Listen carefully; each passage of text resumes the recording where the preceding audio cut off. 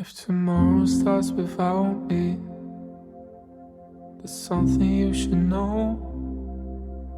While I hold you close, never let you go. Hello and welcome to The Broken Pack, a podcast focused on giving adult survivors of sibling loss a platform to share their stories and to be heard, something that many sibling loss survivors state that they never have had. Sibling loss is misunderstood. The Broken Pack exists to change that and to support survivors. I'm your host, Dr. Angela Dean.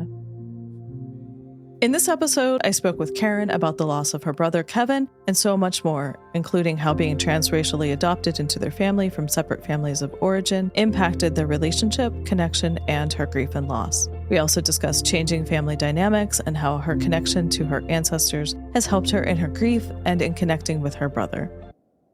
Please note that there is talk of overdose and substance use in this conversation. Related resources are in the show notes. I've been looking forward to this interview for some time. I was wondering what you want to say about yourself, and then we'll go from there. Yeah. So I guess I'll say, hi, everyone. I'm Karen. And let's see, what do I want to say about myself? I'm a mother. I'm an educator. And I currently am not in the classroom. I made that transition maybe 4 years ago. And now I work at a diversity, equity, inclusion firm. So still teaching, just adults, and in a little bit of a different capacity. Mm-hmm. I am a runner. I literally just ran from LA to Las Vegas with a group of people. So that was very fun and in the desert. And I also bake. So I make people cupcakes. I turn them into a cupcake. But yeah, that's it. Turn people into cupcakes? I'm curious. What does that mean? Yeah. So I ask you a bunch of questions about your likes, dislikes, like favorite season, favorite color. And then I craft a cupcake based around all of those things. And that is you in a cupcake. I love this idea and wish we were closer because I'd really love to see these cupcakes in action. Yeah. Interesting. So before we get started talking about the loss of your brother, what do you want me or the listeners to know about Kevin? I think I want you to know that he was actually the kindest soul that I think I've ever met thus far on this planet, which is quite interesting because he's a fairly larger Black man. So when you see him, that's not probably what people think. But when you get to meet him, I think you realize very quickly how naturally humble and kind and intuitive he is. And it showed up in funny things like he loved watching like Dirty Dancing and other things that we would call chick flicks, but just have a romantic vibe to them. Loved them. He also loved the History Channel. And as we talk more about Kevin, you'll see why these things are maybe more unique. But yeah, I think that's what I want everyone to know is that super kind, super humble, super intuitive, which also I think led to his addiction. I think he was such a soft soul for this world that it was very hard. Yeah. What was your relationship like with him? So when he was living, we weren't that close, actually. So we're both adopted. We're both transracially adopted. Our parents are white. We are both biracial and brown presenting, and we're both Black and white. We are not related by blood. We had different families and were adopted by the same one. People always ask that. But so we had that connection, and I didn't realize until he was gone how actually deep that went and how much we actually supported each other. But while he was here, I would not have called us super close. He was a bit older than me. He's about, I don't know, like 5 years older than me. So there's an age gap. And, he was off doing his own thing for a large chunk of time. And then I also kind of followed that path into my own thing. So we weren't super close. We didn't call each other all the time. We didn't really hang out. Yeah. He sounds like, in some ways, the way that you described him as a gentle, kind soul, from what I know about you, very similar in that aspect. Yeah, I think we were similar in that aspect. And I think I looked up to him a lot, especially in our situation. Not only did we have a white family, we were also in a very white community. And so in the 80s and 90s, we experienced a lot of racial trauma. And so I think on top of adoption also comes with a lot of trauma. So we had adoption trauma, and then we had this racial trauma on top of that. And I think since he was one of the only brown people that I knew, I looked up to him a lot. And I think I might get some of that from him. Yeah. Were you adopted around the same time? So not around the same time, but he was a baby and I was also a baby. So I was 3 days old. I actually don't know how old he was. I know he was an infant though. So I would imagine 3 days as well after mom's left the hospital. So he was there as long as you can remember. Yep. Yeah. Well, thank you for sharing all of that. It sounds like you feel upset that you weren't closer with him. I do. I think I hold a lot of guilt. And that came after the fact. And I think that's why it's guilt, because there's like no resolution. I might cry at this point. Sorry. Please don't apologize. But I thought I would get further though. So I think when he passed, or I know when he passed, I realized how close we actually were, and not a traditional sense, like not in a calling sense, hanging out sense.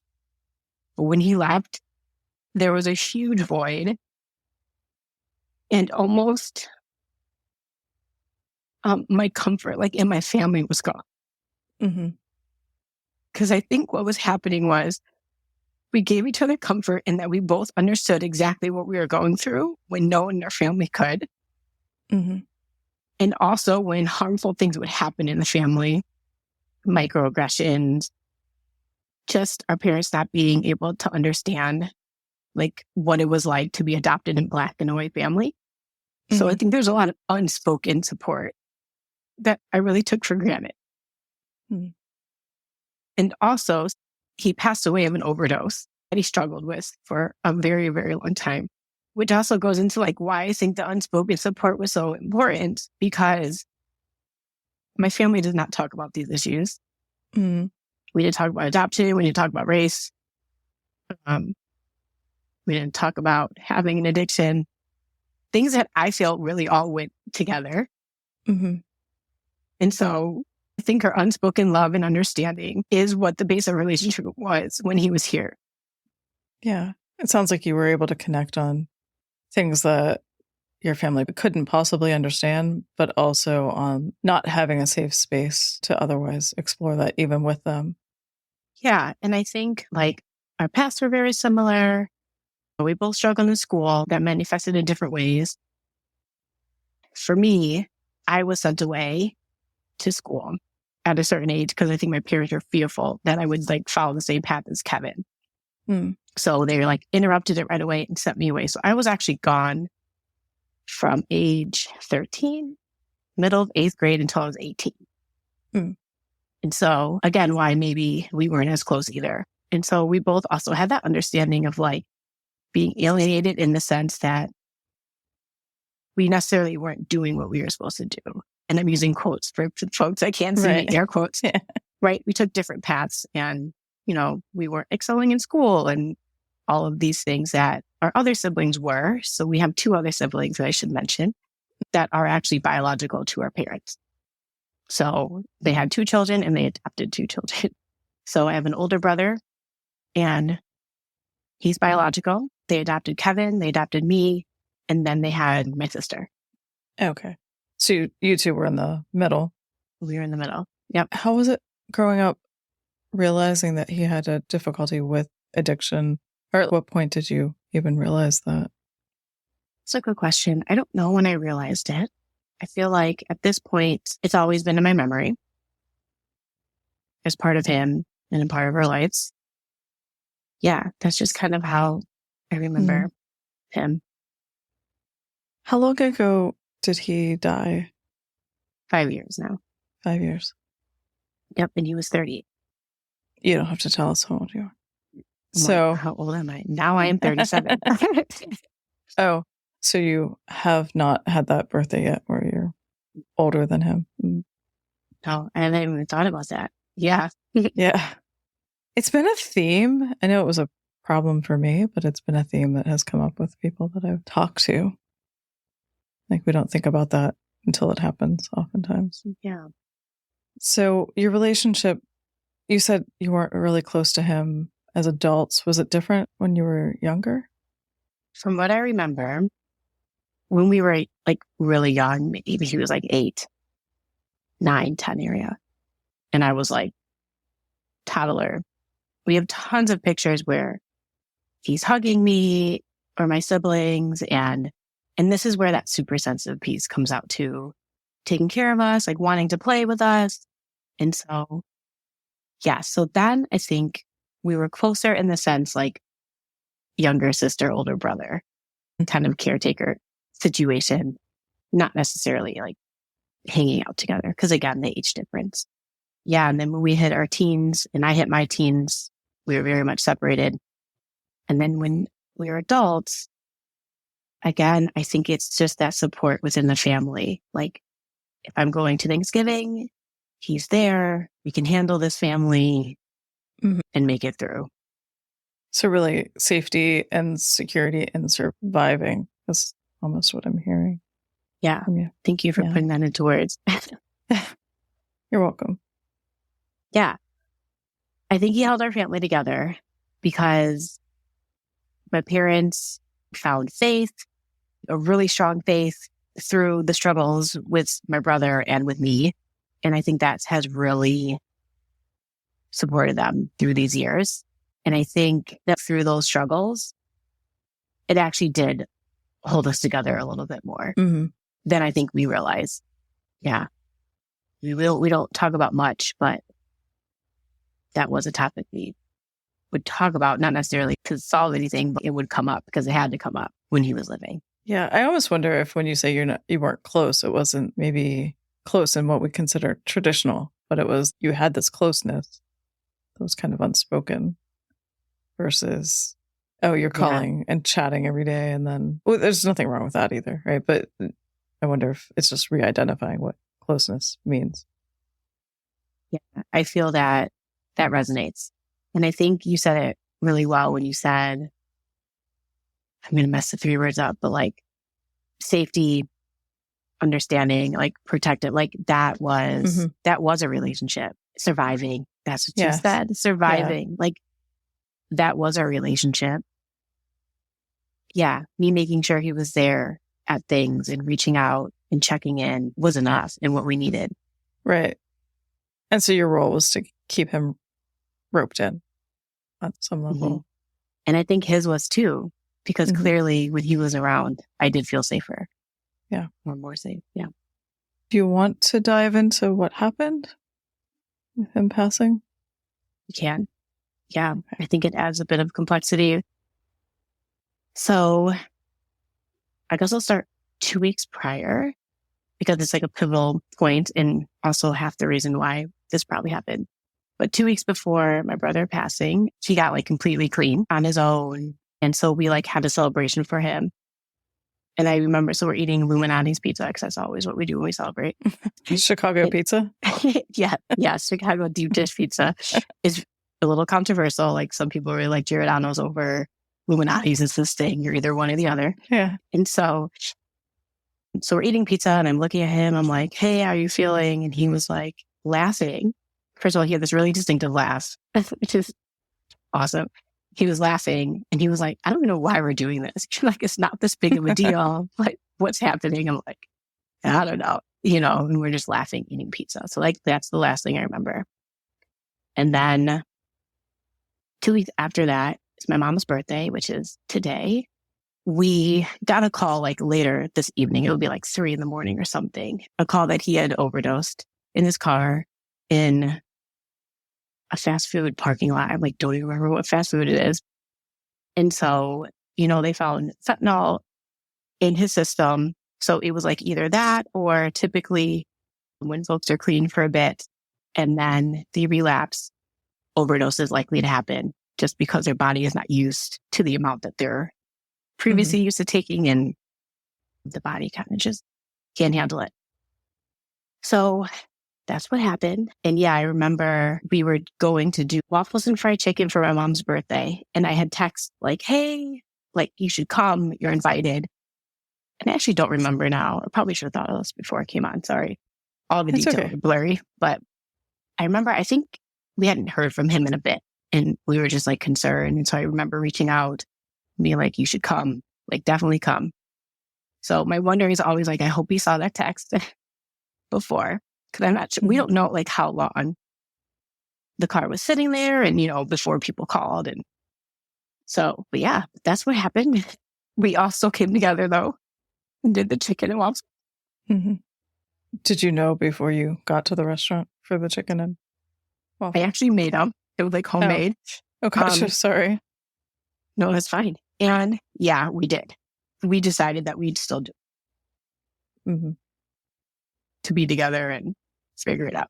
Yeah. So today's, the day that we're recording is that anniversary and also your mom's birthday. So I want to check in, like, how is that for you? This is the 5th anniversary of that? It's hard. I think this conversation would have been hard anyway. But I don't get a lot of opportunities to talk about it. So this is good. Because like I said, it's also my mom's birthday. So processing it as a family is really hard. So we typically have started to like celebrate my mom's birthday. We celebrated it yesterday because it's also my fiance's birthday yesterday. So we celebrated them together. And then we typically try to save this for Kevin because we used to try to do both. One year we did one in the morning and like one in the evening. Too much. So yeah. And I think we all have different grieving processes, which makes sense. Where I am really connected to like my ancestral side. Like I have an altar, I have candles, I make a meal for them every time our family's together, light a candle, put it to the side. My family is not necessarily into that. They mourn differently. And so that was also becoming a little bit, I think, tension. And so now I think we kind of just do it on our own and celebrate my mom either before or after. That makes sense. Is that's the altar behind you? Part of it. Yeah. Yeah. It's really pretty. Thank you. So have you found each year to be different in the passing of these anniversaries? It's a really good question. I feel each year has been different in how we deal with it as a family and has been a little bit easier. I don't know if it's different for me. And I think that is because I think about him often. And I think the way that I use meditating and how I think about the ancestral realm and all of that, I think helps with that. So I'm using conversation or communication or thinking about him. Like I feel him very much with me now. And so I don't know if it's different year to year. Yeah. It's interesting too, because you mentioned earlier how during difficult family gatherings, he was there and the person that helped you through that. And so now this difficult family gathering where he's not physically present, I wonder what that's like for you. It's hard. For a while, I didn't go to like family Thanksgiving. I was like, yeah, we're not going. When we got together with extended family, we don't really do that anymore now because like people have babies now and it's just too many. Right. People kind of stick with they're like more home unit. Yeah, I didn't go for a few years. Pandemic happened. I started going with like my immediate family now. But it's hard. And I think this is why I make plates for him. I'll light a candle and try to include him as much as possible. I brought cake home yesterday. We didn't have Illuminati's yesterday, so I'm going to order Illuminati's tonight and make a plate for him. But, to celebrate in that so he can be a part of celebrating my mom too. I don't know if that answered your question. It did. It absolutely did. When you got the news of his passing, do you remember what that was like for you? Yes. It was 2 or 3 in the morning and my dad called and literally just said it. As soon as I picked up, he was like, they found Kevin. He's gone. That's all I really remember. And then it was something like, we'll talk more in the morning, but I feel like I need to let you know. And then I just remember being like, well, how am I going to go back to sleep now? Right. I was like, oh, so I got up. I don't even know what I did. Maybe watched junk TV. And I remember just being up until the morning. And then we made the decision to still do chicken and waffles and have everyone come over so we could figure it out. I don't even remember. I don't remember anything else after that. Yeah. Yeah. Sounds like it was pretty shocking. Yes. And I knew this is how we would always leave this world. Like I inherently knew that in my soul. I did not know what it would be then and so soon, but I did. I knew that this would be the way. So I think I was always waiting. So you mean so soon because you had just had that celebration 2 weeks prior? Yes, we had just had the celebration 2 weeks prior, which now looking back, I mean, it kind of all makes sense. But yeah, I guess I never entertained the thought of like being fearful of waiting for it to happen. I don't know why I didn't do that, but I also knew he had this addiction. I knew this is how we leave this world, but I also wasn't mad at him and didn't judge him for it, which I think people have and do, obviously. But it was kind of just a part of him. So I think I've accepted that a long time ago. And I think I understood now that I think back around it on a deeper level of like why, like the pain that we've gone through and deal with constantly, daily basis and all of that. I can see how that was necessary for him. Right. And so, yeah, I think I've accepted that, which I think allowed me to accept the fact that this would be how he would leave. And he was very functional. He was a very functional person while he was using. I mean, he had a really good job. You know, not typically what we would think of. He had a job. He has children. He cared for them the best he could. You know, obviously there's limits to that. But so, yeah, so I knew I've seen him hit rock bottom a few times and this was still a part of him. So I just knew. I mean, I just knew that this was how he was going to go. And so that part didn't surprise me. I just wasn't ready. Yeah. I mean, I wonder if you ever could be, even if you expected it. Yeah, probably not. Yeah. Did you find support in those early days from anyone? So I was going to therapy and I was lucky to have a therapist that also understands communal ancestral practices, specifically from African ancestry. And so she understood that and allowed me to have that space where maybe my family didn't understand it and provide the space, not because maliciously, just because their way of operating. And so, yes, I think I did have that space in therapy and did have that support to navigate. That would be the extent. So it sounds like your family, they were grieving, but couldn't really support you in the same way because they didn't really understand it. Did you have any friends or colleagues or?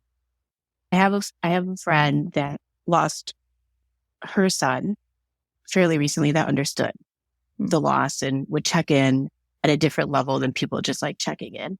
Right. But that would be, and then I have some good friends that also check in and that understand and cried with me and were there. So yeah, I think I did feel supported. I think I was allowed to grieve how I wanted to, which maybe looks a little different than like our dominant culture grieving way. You mean to avoid it? Yeah. Okay. Yeah. But then like also it's like I was sent away to these schools that were therapeutic. So I'm coming with all these therapeutic, like understanding the need to have to talk about it and process through it and work through it. Yeah. But then coming back to people who don't do that. You know what I mean? It's like, wow. Like, let's unpack that. Yeah. And then I'm looking like excuse me, no. What are you doing? Or like throwing people into like nervous system breakdown because, they just don't have the tools to cope. So,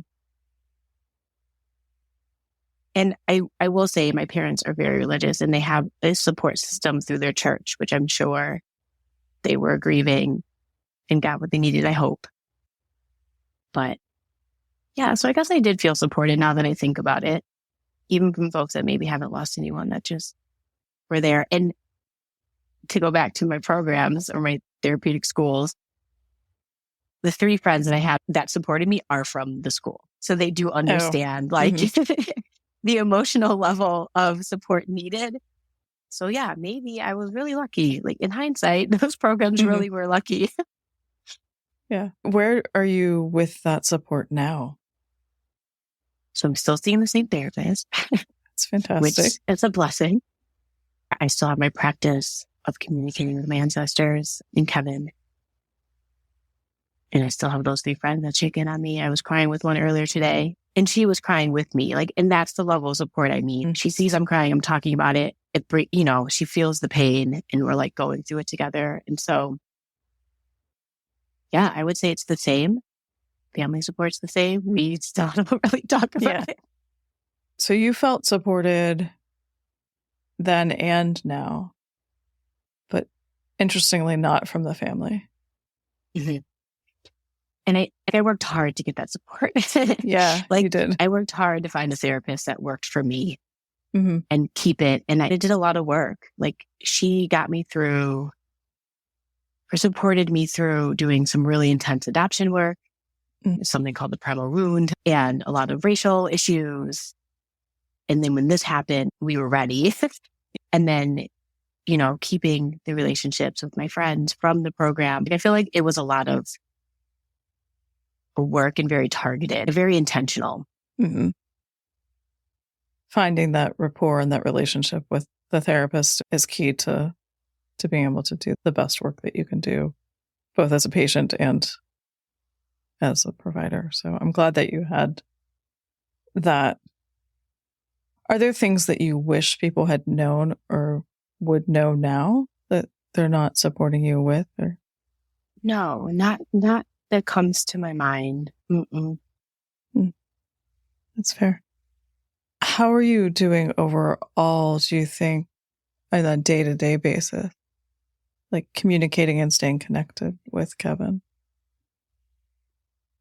Overall, good. It gives me a lot of comfort to know that he's still very much present in my life. Mm-hmm. And I think it's also supported me in working through some issues with the adoption and racial trauma to be I'm still here. This needs to be done. Mm-hmm. And this is what maybe should have been done before. So let's do it now. So I think it's giving me that it's okay to do this. It's necessary, actually. So that propels me in a lot of that work. Some days I really miss him and I'm crying. Usually when it's brought up, I still cry a lot, which also I'm maybe I don't know what that means, but it is. It's hard to talk to him it's hard to talk about it without crying still. Mm-hmm. But I'm thankful that I found the practice of having an altar and having a connection, a line to him, because I don't know how else I would have dealt with that. Mm-hmm. Yeah. So super grateful for the practice I have day to day. Yeah. For folks that are what are we talking about? Maybe I'll just say what my practice is. The practice of I have an altar and it typically has pictures, an element from the earth. So flowers, I have plants, I have crystals that I don't buy anymore, but I use the ones that I have. And anything I have water from Kenya that has a little bit of the sand from Mombasa in it, right? Bringing him back home. I brought him to Kenya with me to go to the continent. And so have things that are meaningful on there. When I meditate, I light the candles. Usually when I blow out the candles, I send messages on the smoke to my brother or to my ancestors, whatever is needed. Putting food, things they love on there to honor. So that's kind of what it looks like. So it's incorporating it in my daily life to be present, to allow them and him to be present with me still, his energy. Yeah. And I think it's really helped me grieve and come to terms with what happened and not feel so alone because it was very lonely for a little bit. Yeah. Like I mentioned. Yeah. And so being able to connect to him and your ancestors, you feel supported and surrounded and loved. Yeah. That's Protected. Beautiful. Yeah, protected. Which is similar to the role he played for you when he was here. Yes. Yeah. I love that so much. I'd love to learn more about that. Are there other things that you think would be helpful to know or to share? Anything that you wanted to share? Well, I guess maybe one thing, and this is, I have like a tattoo for him on my arm. And since he loved Dirty Dancing, To Have the Time of Your Life is that song. So, and that's kind of what we took for that. And so that would be the one thing I would give back out. It's like, have the time of your life while you're here and make things work for you and enjoy and find the support you need. Yeah. Yeah. Do you ever just sit down and watch? I know earlier you mentioned that he liked all of the what we call chick flicks. Do you ever just sit down and watch them for him? I have not. We've watched Dirty Dancing, yes. Or we'll turn the music, like the soundtrack on. But you know what I do though? When like I need a good cry, I do watch them. But that's actually a really good idea to honor him and watch them for him. That's a really good idea to add to the practice. Yeah. So you left teaching after he passed? Yes. Did I get out of the classroom yet? You know what? I think I had left the classroom, but I was still in education. I was at a nonprofit. Yeah. So it was like switching. It was like maybe that first year of switching. Would you say that this grief and loss has changed how you approach your life and even your work? Yeah, I would say that it's given me permission to set boundaries and to fully and like authentically move through the healing that I needed to do through adoption and like racial trauma.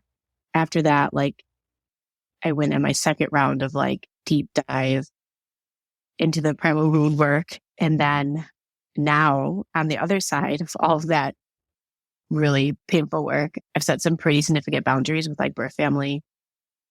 So I've met my birth family, and I also now found my father's side of my birth family, which I never knew until like 3 years ago. And so feeling confident enough to do that definitely stemmed from this and the need to do it, which finding my dad's side of the family took setting boundaries because I don't know, there's just a lot of racial undertone there that he was very scary. I shouldn't reach out, all of these things. He's a Black man. And I was like, wait, who am I listening to? This may be true, but let me see.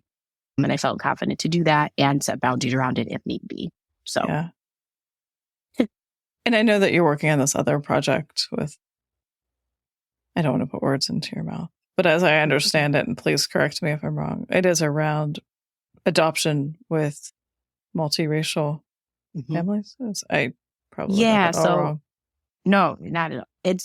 Yes, they're multiracial families. We call it transracially adopted because I could remember the word. Children are like taken out of one culture and literally put into another and adopt that culture because that's how they are raised. And so it's a little different than multicultural, unless if their parents are multicultural, right? There's like layers to this. It could totally be. In my case, my parents are not, they're white. And so that's the one culture that I was getting was white culture. There was no other element to that. Right. So yes, I did some work with parents that transracially adopted years ago. It was a lot for me because I had to do some internal work. And so I've done that internal work and I'm looking to get back into supporting families who transracially adopted, both parents and the transracial adoptees as well. So it sounds to me like the acculturation process for you and your family was similar to Kevin's and that connection was there. Yeah. It makes perfect sense to me why you're doing the work that you're doing. And it sounds like it's very much needed. Thank you. Yes, it's still very much needed. Yeah, I'm sure it will be for a very long time. Unfortunately, all of that. Do you want to share any favorite memories that you had of Kevin? So I shared the one when we were laughing over pizza about why we were celebrating him.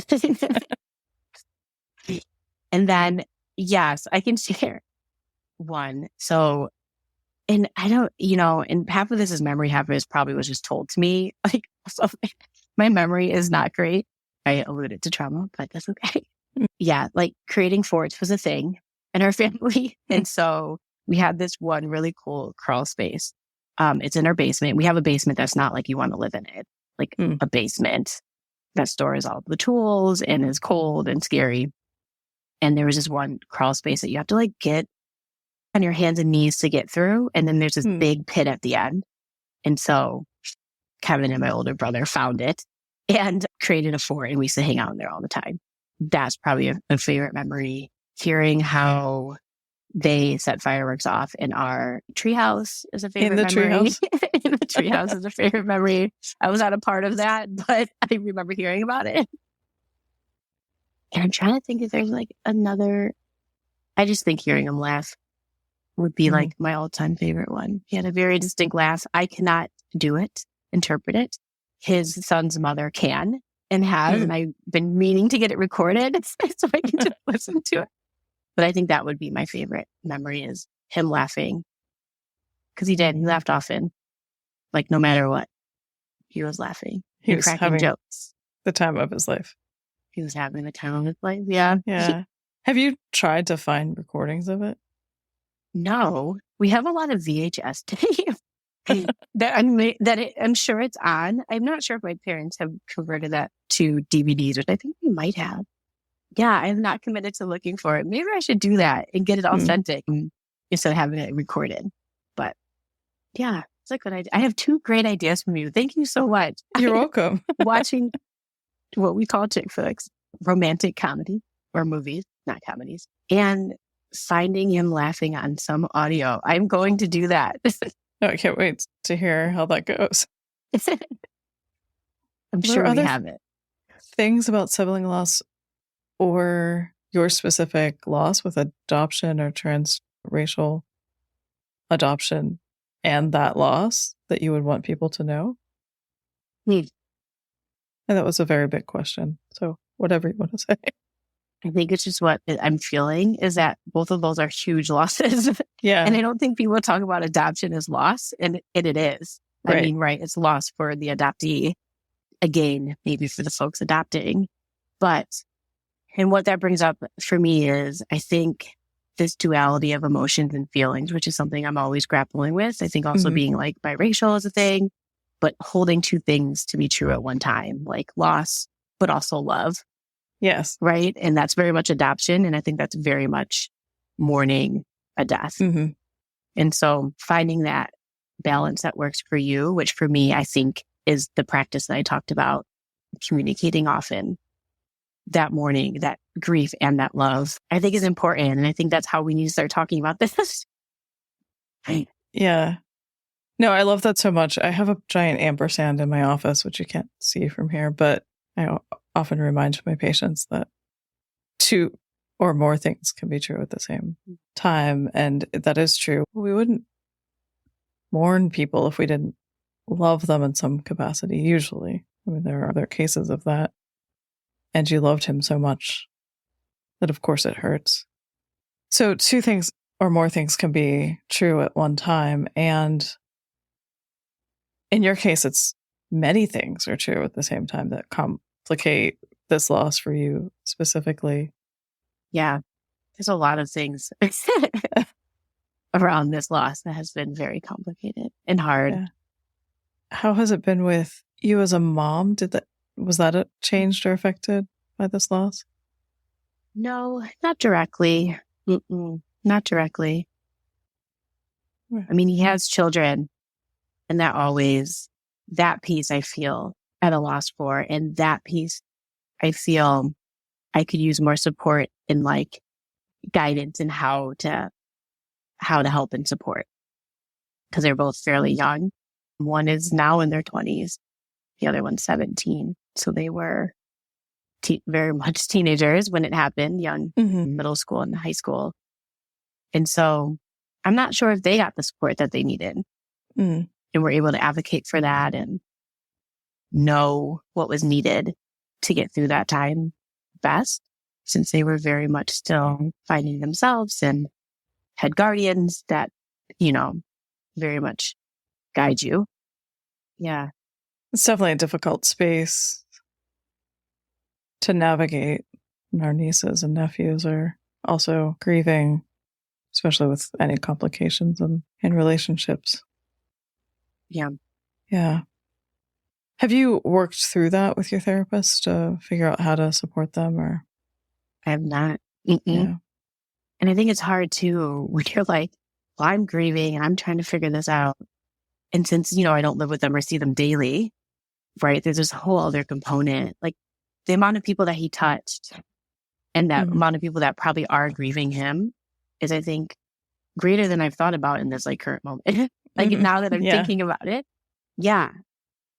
Right. When you're little and your sibling is like your world, it's hard to think. As we get older, people come and go. But yeah, it sounds like how could he have not touched a lot of people's lives the way that you described him? Yeah, he was very charismatic. A lot of people, if you knew him, you'd love him, right? Yeah. He was just that kind of person. Well, thank you so much for sharing all of that. Thank you for chatting with me today. Yes, thank you for having me. Thank you so much for listening. Our theme song was written by Joe Mylward and Brian Dean and was performed by Joe Mylward. If you would like more information on The Broken Pack, go to our website, thebrokenpack.com. Be sure to sign up for our newsletter, Wild Grief, to learn about opportunities and receive exclusive information and grieving tips for subscribers. Information on that, our social media, and on our guests can be found in the show notes wherever you get your podcasts. Please like, follow, subscribe, and share. Thanks again. You're second guessing, oh, you never know, you just never know.